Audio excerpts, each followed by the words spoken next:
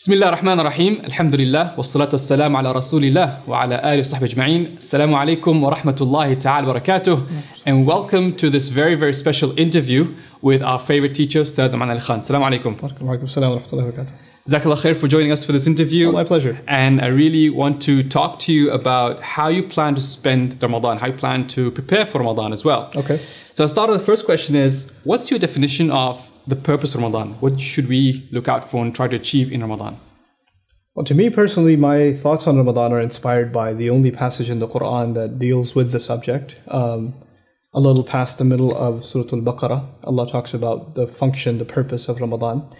And what I find probably the most inspiring in that passage, first and foremost, is that Allah did not describe this month as a month of fasting, nor did He describe it as a month of prayer. First and foremost, He described it as a month in which the Quran itself was revealed.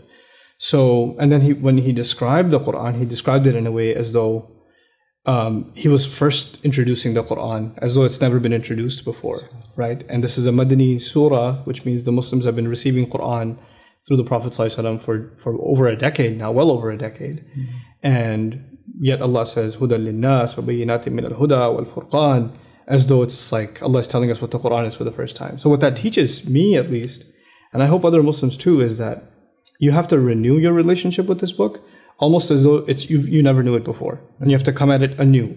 So it's a month of rejuvenating your experience with the Quran, so you can experience it like that first generation was taught to experience it all over again. That's the first and foremost thing. Like, this month should be a celebration of revelation itself. That's what it should be. SubhanAllah, that's amazing.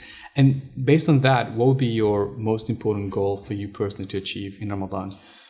So I study Quran throughout the year, but I turn it up a few notches in the month of Ramadan. My memorization goes up. I haven't finished memorizing the Quran. I'm working on it part-time, slowly but surely, but it goes on an accelerator in the month of Ramadan. I try to catch i'tikaf every year, and in i'tikaf I do a lot of review of Quran. For me personally, actually the act of memorizing Quran is not just the act of rote memorization, but actually when you recite the ayat over and over again, it gives you a chance to reflect on the word of Allah too, and to think about the same thing over and over again. And it brings about opportunities for insights, which I really enjoy. So that's one thing that's certainly a thing to look forward to in Ramadan. The other thing I really enjoy doing in Ramadan is the nightly Taraweeh prayers. But I will be honest with you, I don't, a lot of times I won't join the entire Taraweeh prayer, or I'll go to a masjid which actually takes it easier, because some masajid, unfortunately, their big goal is to finish the recitation of the entire Quran, and they rush through the recitation. And there are other masajid, alhamdulillah, in our area, there are some that actually take it easy. They won't recite a lot, but what they recite, they really enjoy reciting. And this month should not be about quantity, it should be about quality. There is no religious guideline that you have to finish the entire Quran. There's no such thing. It wasn't imposed, so we impose this on ourselves, right? And you find people that, they pray the 8 rak'ah and there's a mad rush outside of the masjid, just I got it over with, let me get out of here. But actually prayer is supposed to be this reflective, spiritual experience where you're enjoying the word of Allah in every rak'ah. And that's really something I hope to restore every year for myself in Ramadan, and I hope other people do too, inshallah. Inshallah. You just mentioned now about just balancing your sort of energy levels, like for example, trying not to do too much in the first day, for example, trying to leave some energy for the last 10 days. Do you sort of structure the whole Ramadan that way? You try to sort of spread out your energy so that you can maintain momentum throughout the month? One of my teachers, Dr. Akram Nadwi, has some pretty interesting insights on Ramadan and how you should spend your time in Ramadan, and I tend to agree with him. Ramadan is actually not supposed to be a time where you're not productive in everything else. Like, you're supposed to be as fruitful, as productive at your work and with business and education and everything else. It's not a time for vacation. In some Muslim countries, for example, people stay up until like Fajr almost, and then pass out until like 4 p.m. just in time for iftar and start all over again. They become like creatures of the night or something, because that's what Ramadan is supposed to be. That's silly. That's not the point of this month. As a matter of fact, the nightly prayers, they are just really a manifestation of tahajjud, right? That's what they are. So if you're a person, and lots of Muslims, of course, they have a struggle even with the 5 prayers, but if you're praying your 5 prayers but you're not good at tahajjud. This is the month to get into it. This is the وَرَتِّلِ الْقُرْآنَ تَرْتِيلًا. Even the ayah reciting the Quran in slow rhythmic tone is an ayah about the night prayer, right? And Taraweeh is actually supposed to be this exercise for the night prayer. So even if you don't catch the Taraweeh, but you actually get up for tahajjud, that's even better for you. That's even better for you. So like we have to shift our mentality about how we make the most use of Ramadan. The other recommendation I very strongly have for people is, if you didn't catch the Taraweeh prayers at night, but you went to pray Isha in a few rak'ahs at the masjid, and then you came back for Fajr at the masjid, that's way better for you than staying up until midnight doing Taraweeh and then barely catching Fajr or not coming to the masjid for Fajr. So you have to be realistic with yourself, right? What is a bigger priority? I mean, the Prophet ﷺ's instructions are true and we should believe in them. If you catch the prayer in the masjid at Isha and then at Fajr, it's as though you prayed the entire night. So that's his promise, right? So let's believe in that promise and especially get into that habit in this month. I personally believe, in my personal life and my friends and students, I recommend, if you can make a habit out of Fajr and Isha at the masjid, then you're just going to have a productive life. Allah is going to put some barakah in your life throughout your day, throughout your night. A lot of good comes of it. And then this is the month to get into that habit because you're going to go anyway. But don't overdo it in a way that you just totally can't sustain it after it's done, right? You want to use this month as an opportunity to instill habits in your life that you can sustain after this month is over. So that's how I see it. You just touched on the word barakah there, and I want you just to touch on barakah and productivity, where you see those two linked about how the barakah of just fasting and being spiritual will sustain your energy of the day. So people think about, I'm fasting, I've got suhoor, there's no way I can be productive, but just understand the concept of barakah, how does that boost your productivity? It's pretty amazing because fasting is tough, but if you try to fast tomorrow, it'll be really hard. You're going to be dazed. You're not going to be able to focus at work. Things are going to happen. But what Allah says about Ramadan is pretty awesome. He says, يُرِيدُ اللَّهُ بِكُمُ الْيُسْرَ وَلَا يُرِيدُ بِكُمُ الْعُسْرَ. It's not a universal statement. It's actually intended within the month of Ramadan. Allah intends ease for you. In other words, the fasting in the month of Ramadan is actually easier than fasting any other time. And that's something Allah instilled into this month. It's special. So nobody's going to be able to say genuinely that they're having a hard time because of the fasting. As a matter of fact, you might even find yourself having more energy than you ever had. True. Now, if you don't find yourself having energy, then there are some other causes not to fasting. Now, what are those other causes? You're overeating at iftar. You're going to town at suhoor time. You're eating like 4 times the breakfast you normally eat. No wonder you're tipped over half the day because you're dying over how much you ate. The other half, you're dying over your starvation, right? So a balanced diet it's a big part of how productive you are. A balanced sleep schedule is really important. People have messed up sleep schedules in Ramadan. They're not supposed to have a messed up sleep schedule. They're supposed to have a normal sleep schedule in Ramadan. So maintain these things, take care of these things, and inshallah, it's not going to be a problem. Speaking of the word barakah, the linguistic meaning of the word is of increase beyond expectation, right?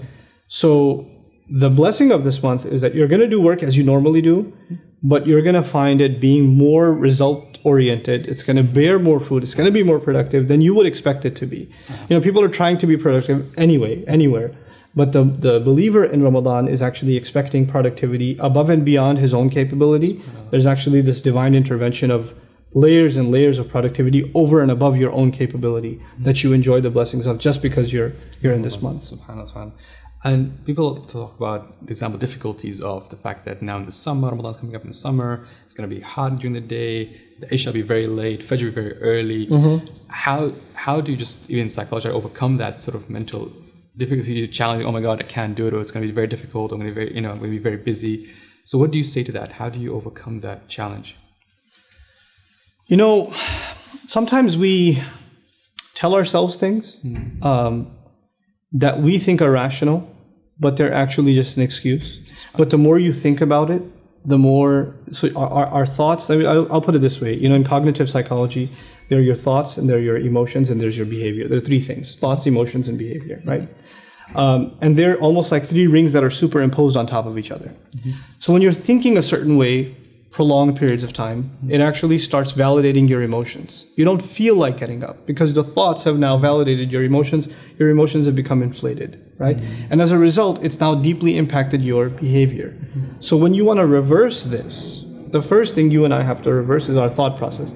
Allah made this easy. This is going to be easy. No matter what the temperature is outside, no matter how long the day is, no matter what I think is going to happen, or that I know as a matter of faith, this month is going to be easy. Now when that happens, your attitude starts changing. Once your thought changes, your attitude changes.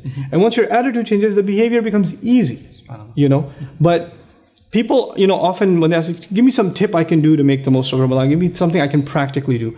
A lot of times it's actually, the behavior part is the last part. It's the thought process behind our behavior that has to be adjusted first. And behavior is easy. That's just easy, Definitely. That's awesome, mashallah. Can we go dig deeper about Nouman Ali Khan's personal life, the routine? What's your routine like? What's your routine like during Ramadan? What do you sort of daily schedule if there's a typical day? A lot of people might know I'm a very public figure, and so Ramadan is probably the most private time I have. SubhanAllah. Okay. So a lot of the activities that I do for the community and public speaking, I cut all that out. I don't travel, I don't speak, I try not to do anything in Ramadan. Ramadan is more for myself. Especially the evenings are more for myself. So if I do something, it's during the day. I'll teach a course or something like that, just to feel like I'm still doing something. And it'll be like limited attendance. Instead of doing a program for 1,000 people or 500 people, it'll be like 20 or 30 people or something, and do it in a limited capacity, just so I'm still forcing myself to do something beyond just myself. But I do think that Muslims should balance the scale should tip more towards what you want to do for yourself to become a better person, and instilling better habits in this month. And yes, if you have time to do other productive things for your community, be engaged, etc., that's great. But really, this is the month for self-improvement. Really, this is how we should look at it. And that's why you have in this passage also, first of all, it's going to be easy. It's a month of celebrating Quran. And then ujibu da'wat ad-da'i idha da'an falyastajibu li. The passage turns to what you should personally be doing is turning to Allah more, right? So I ask myself, honestly, the way I spend any given day, not Ramadan, any given day, what could I have been doing better, right? What opportunities did I miss? Did I wake up too late? Did I rush through the prayer? Did I have breakfast on time? Did I get enough time to exercise, etc., right? And a good balanced day, if you can create balance in a day, then you can replicate that the rest of your life. And that means a good life. So to me, a good day actually translates into a good life.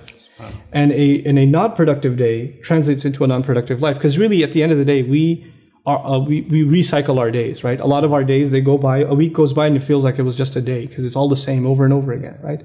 So if you instill certain habits on a daily basis, and this is the time to do it. Shaitan's chained up, the waswasa is gone, everybody around you is motivated. Allah has given special ease to you, empowered you in ways that you wouldn't be empowered before. So it's a time to instill good spiritual habits, good personal habits, good eating habits. Eat healthy. Don't eat oily stuff for iftar. Don't eat greasy stuff for suhoor. Cut that stuff down. Get into better shape. Unfortunately, there are some statistics in Muslim countries. Some Muslims gain the most weight in the month of Ramadan, right? Which is I can't fathom it. I can't understand it. So for me personally, that's what it's actually essentially and fundamentally about. SubhanAllah, definitely. Now, you heard of the mid-Ramadan slump. Yeah. How do you overcome that? I get it too. Everybody gets it. We're human.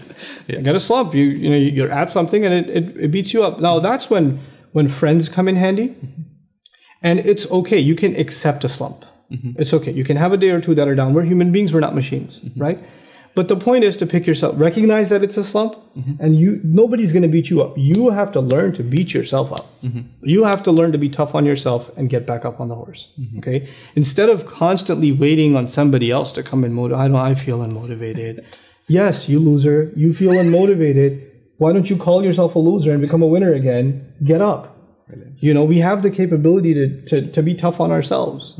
We just don't do it, right? We've become, unfortunately, I feel like too many people are obsessed with the idea of the pursuit of happiness, right? Which just means, ask yourself that. What does it mean, the pursuit of happiness? If I just had a lunch and I feel like doing nothing, I'm happy.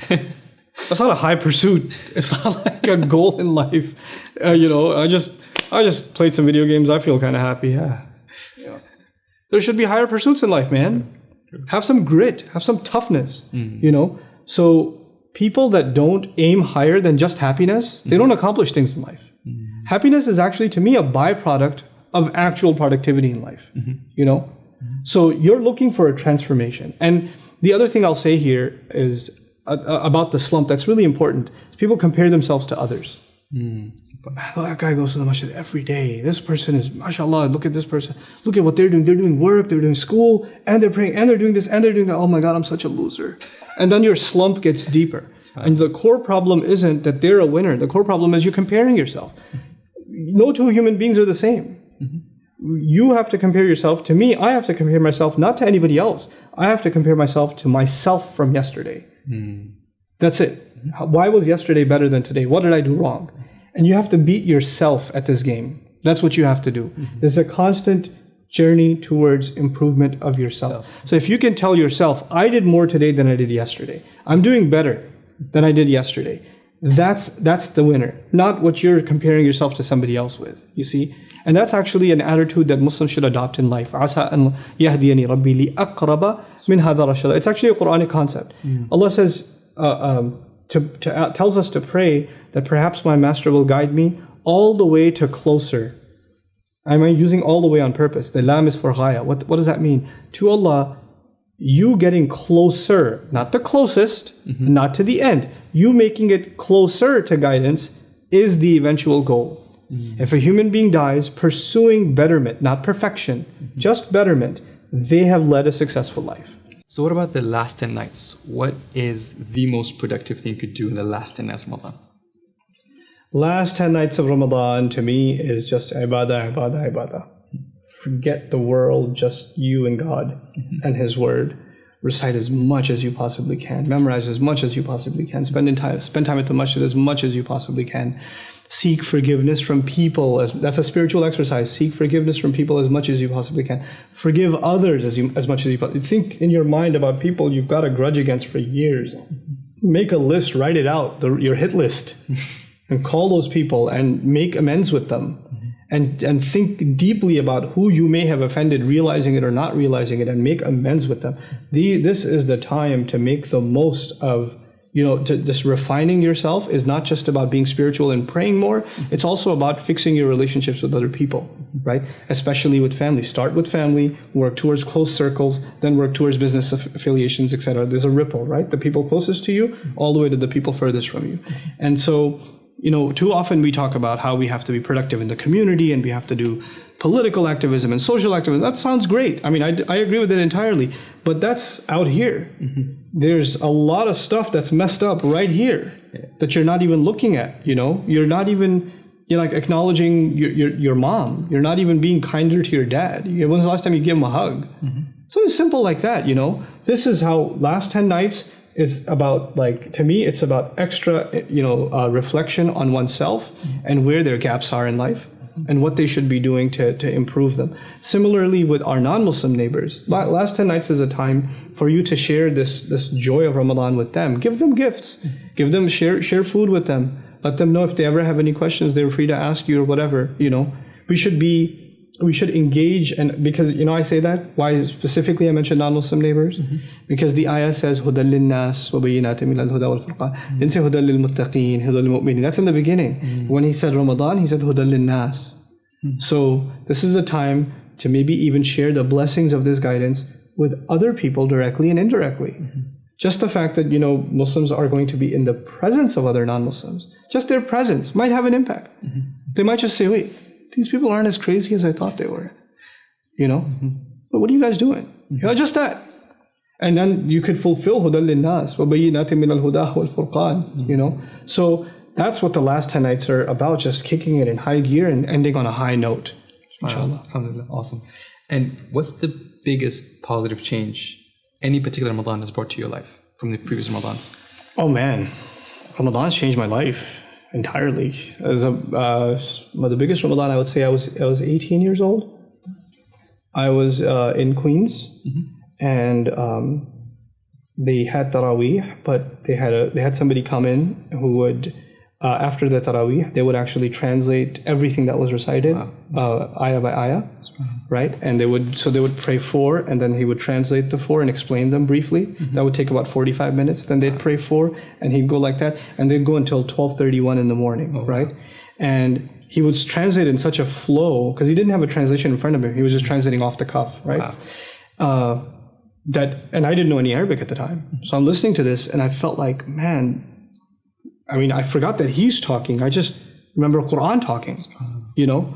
And for the first time, I felt like Quran is a conversation between God and humanity. I felt, because when you're reading a book, it's a book. But when you're hearing it, it's a conversation. And originally the Quran was what? It was heard, right? So I was so mesmerized by the Quran as a conversation. I said, I need to learn what you just did at the end of that month. And he said, why don't you just learn Arabic? I was like, okay. And then I started learning Arabic, and here we are. So it started in Ramadan, you know. Wow. SubhanAllah. SubhanAllah, definitely. And the final question is about, so you had a great month, inshallah, you know, you've gone through these changes, you've done all the spiritual upliftment, and then Ramadan ends, and then sort of that, you're going through that again, that slump again after Ramadan.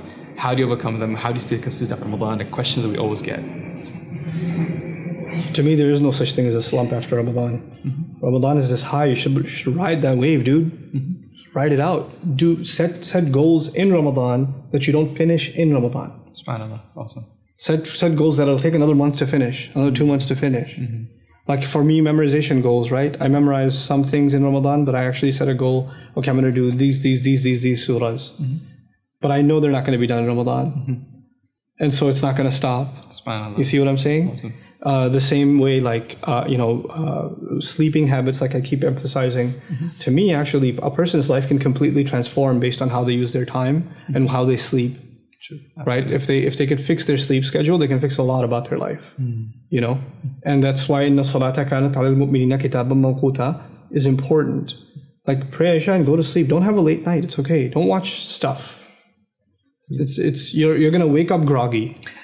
You know, your mind's gonna be busy even when you're sleeping. You're gonna wake up exhausted. The sleep won't mean anything. You're not gonna be productive this way. So the prayer schedule in Islam, it actually teaches you a pretty productive lifestyle, right? So that's what I would emphasize more than anything else. And if one can keep that up after Ramadan, the best way to keep up motivation, in my experience at least, has been being around people that are highly motivated, or people that are that keep you from going into a slump and you keep them from going into a slump, so you kind of become each other's sparring buddies. Wow. You know, so you keep the guard up, and inshallah ta'ala that will be a good way to ride that wave and take it into what it's supposed to be. By the way, this is my concluding comment.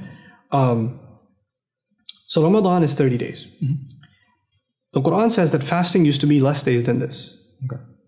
But because the Quran came down as a commemoration of this month, this revelation, which came down in one night, inna anzalnahu fi laylatil qadr, one night. So you should celebrate one night. Fast one night, the night that it came down, Laylatul Qadr. But this revelation is so powerful that Allah gave us 30 days, which is supposed to be harder than one night. But He says He wants ease for you. So first, I'll give you more, but I'll make it easy for you. Now, what is this? What is this 30 days supposed to be? I'll tell you what it's supposed to be.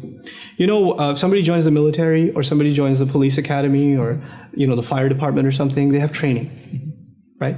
And that training is rigorous. It's a month, 2 months, 3 months, whatever it is, and then they graduate. And then there's a graduation ceremony, and then they hit the real world. Right? Then they are actually going to face a real fire, not a mock fire. Then they're going to be on the battlefield, not a mock battlefield, like a virtual battlefield. You see what I'm saying? Then they're going to have to use their gun, maybe in a real crime situation, not at a gun firing range. You see what I'm saying? Now, Ramadan is actually divine training. I'll take shaitan out of the picture. I'll train you on how to navigate your life with guidance. And as soon as that month is done, now let me throw you into what? Real world. Now your real test begins. You see what I'm saying? So this is actually training to propel you for life. Your test didn't get over. Like the attitude that now we're on a break is like saying, the guy who just did all his training, finally it's over. No. Now you start work. Now the work began. This is a mental shift, right? We have to face our true self. We have to face the shaitan who's going to be a qareen, who's constantly there making whispers. Now you're ready to face him because you're empowered with revelation. You're empowered with the word of Allah. You know? SubhanAllah. So Nouman, we could stay for a long time. Jazakallah khair. Really appreciate your time. You got it. Jazakallah khair. And thank you for watching this video. I hope you enjoyed it. And for more from Ustad Nouman, please visit bayyinah.tv or download the Bayyinah podcast from iTunes. Inshallah, you learn a lot from it. Especially you can learn a lot from the Quranic Arabic and some tafsir through his program. Jazakallah khair, Ustad Nouman. Barakallahu feek. Assalamu alaikum. Let's have a productive Ramadan. Inshallah.